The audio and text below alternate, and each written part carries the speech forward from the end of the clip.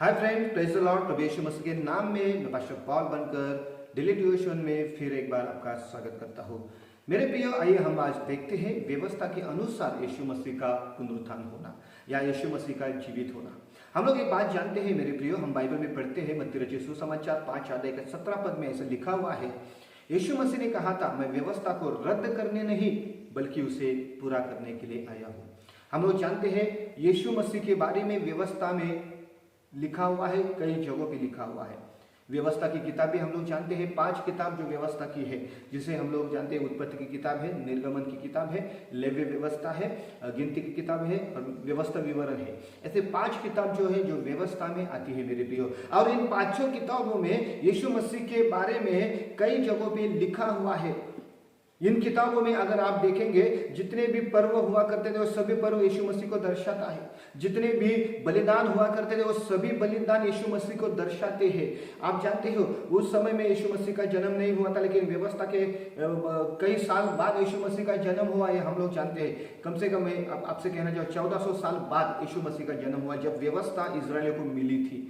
मूसा के द्वारा व्यवस्था इजराइलियों को मिली और मूसा के बाद यीशु मसीह 1400 साल बाद यीशु मसीह ने जन्म लिया। मतलब मैं आपसे ये कहना चाहता हूँ, इजराइलियों को जब व्यवस्था दी गई है, उन व्यवस्थाओं में यीशु मसीह के बारे में लिखा हुआ है मेरे प्रियो। और जब हम लोग व्यवस्था को जानेंगे तब हम यीशु मसीह को अच्छी तरह से समझ पाएंगे। यीशु मसीह को अगर आपको समझना है तो आपको व्यवस्था को समझना जरूरी है। व्यवस्था में जितने भी बलिदान लिखे हुए हैं, जितने भी बलिदान है और जितने भी पर्व है, ये सब बातें यीशु मसीह को दर्शाते हैं और हम लोग उनको समझना जरूरी है मेरे प्रियो। वैसे ही एक बात मैं आपके सामने रखना चाहूंगा ताकि आप काफी बातों को वहां से भी समझ पाएंगे। जैसे भी मैंने कहा था, यीशु मसीह का जो पुनरुत्थान हुआ है वो व्यवस्था के अनुसार हुआ है।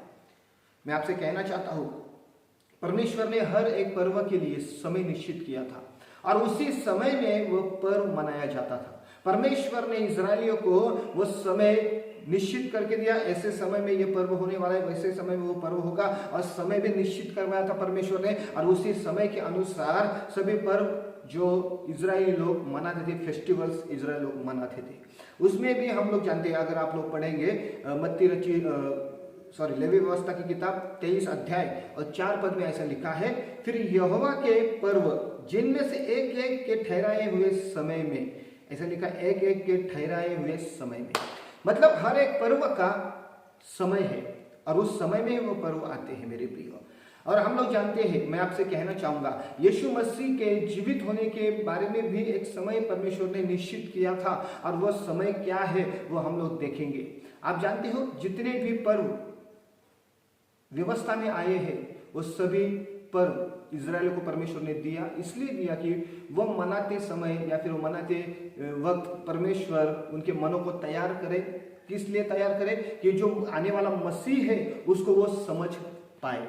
जितने भी बलिदान परमेश्वर ने दिए या जितने भी बलिदान के बारे में व्यवस्था में लिखा हुआ है, वो बलिदान क्यों दिए गए हैं, परमेश्वर ने बलिदान का मतलब बलिदान देने का रहस्य क्या है, कारण क्या है? उसका कारण एक ही था, बलिदान करो लेकिन उस बलिदान के द्वारा आने वाले मसीह को भी समझो। मतलब जो आने वाला मसीह है, जो मसीह आने वाला है, वो कैसा होगा, वो क्या करेगा, ये परमेश्वर इजराइल को बलिदानों के द्वारा समझाना चाहता था या पर्वों के द्वारा समझाना चाहता था। इसलिए वो सभी बलिदान और सभी पर्व परमेश्वर ने इजराइल के बीच में रखे मेरे प्रियो। लेकिन इतने बलिदान होने के बावजूद, इतने फेस्टिवल होने के बावजूद यहूदी लोग या इजरायली लोग यीशु मसीह को समझ नहीं पाए जब यीशु मसीह का जन्म हुआ। फिर भी मैं आपसे कहना चाहता हूं, यीशु मसीह ने भी हर बात समय में की है। जिस बलिदान का समय होता था उसी समय में यीशु मसीह ने सब बातें की है। उसके बाद हम लोग जानते, देखिए बाइबल में लिखा है फसह का पर्व, यीशु मसीह का जो मृत्यु हुआ है ना उसी दिन हुआ है। फिर भी इजराइल लोग समझ नहीं पाए कि ये फसह का मेमना है। इजराइल लोग इस बात को समझ नहीं पाए मेरे प्रियो, और ये समझना उनके लिए बहुत ही ज्यादा जरूरी था। हम लोग ये बात जानना जरूरी है मेरे प्रियो। बाइबल में ऐसा लिखा हुआ है। अगर हम लोग समझना चाहेंगे तो बाइबल को हम लोग को पढ़ना जरूरी है ताकि हम लोग यीशु मसीह को समझ पाए। जिस दिन फसह का पर्व था, उसी दिन यीशु मसीह का मृत्यु होना। और इजरायलियों ने इसको मतलब यीशु मसीह को पहचाना नहीं कि फसह के पर्व में ये मरा है। इसका मतलब क्या हुआ है? ये फसह का एक मेमना था जो क्रूस के ऊपर बलिदान हुआ है। वो लोग समझ नहीं पाए मेरे प्रियो, लेकिन बाइबल में लिखा हुआ है यीशु मसीह के मृत्यु के बारे में भी और यीशु मसीह के जीवित होने के बारे में भी। यहाँ पे हम लोग अगर देखेंगे यीशु मसीह का पुनरुत्थान व्यवस्था में कहाँ लिखा हुआ है या पुनरुत्थान के बारे में क्या लिखा हुआ है, ये अगर हम जानेंगे तो यीशु मसीह के पुनरुत्थान को भी अच्छी तरह से समझ पाएंगे। उसके लिए हम लोग निकालेंगे और पढ़ेंगे लेवी व्यवस्था की किताब 23 अध्याय का और 9 पद से लेके आगे मैं आपके लिए पढ़ना चाहूंगा। फिर यहोवा ने मूसा से कहा, इस्राएलियों से कहे कि जब तुम उस देश में प्रवेश करो जिसे यहोवा तुम्हें देता है और उसमें के खेत काटो, तब अपने अपने पके खेत की पहली उपज का पुला याजक के पास ले आया करना, और वह उस पुले को यहोवा के सामने हिलाए कि वह तुम्हारे निमित्त ग्रहण किया जाए। वह उसे विश्राम दिन के दूसरे दिन हिलाए। क्या लिखा हुआ है? विश्राम दिन के दूसरे दिन हिलाए।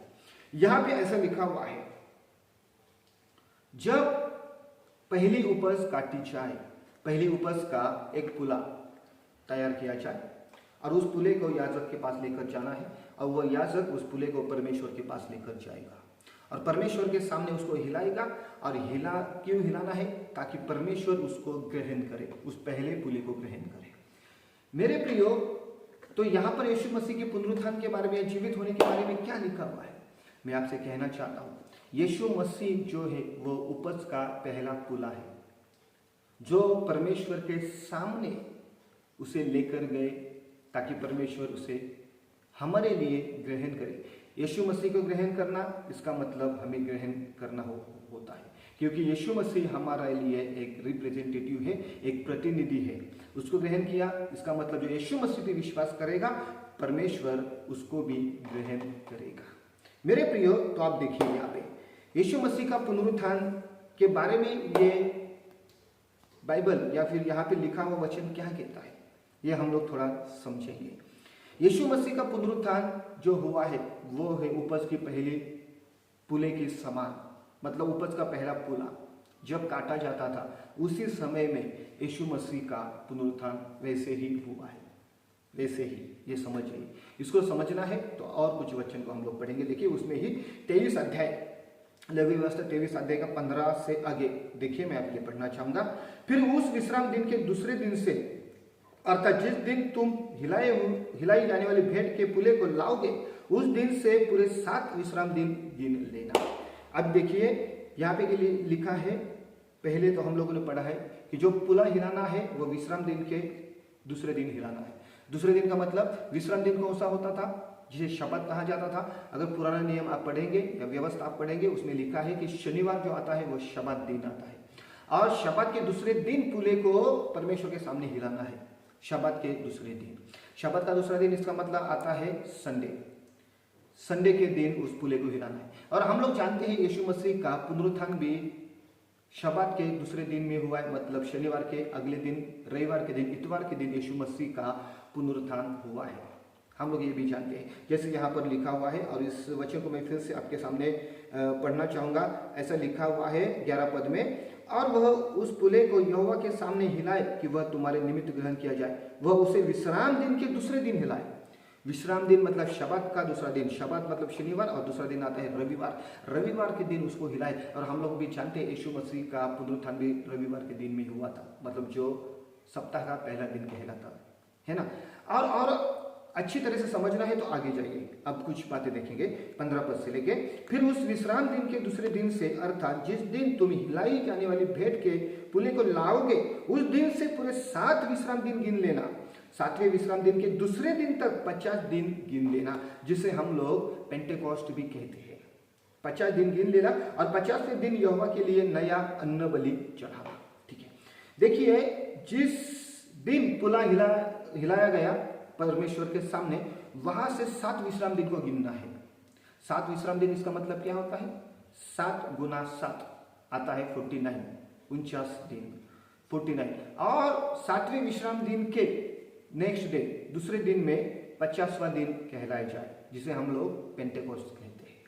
देखिए यहाँ पे पुला हिलाने जब हिलाया गया, वो भेंट जब परमेश्वर के सामने लेकर आए, उस पुले को लेकर आए, उस दिन से आगे 7 विश्राम दिन को गिनना है।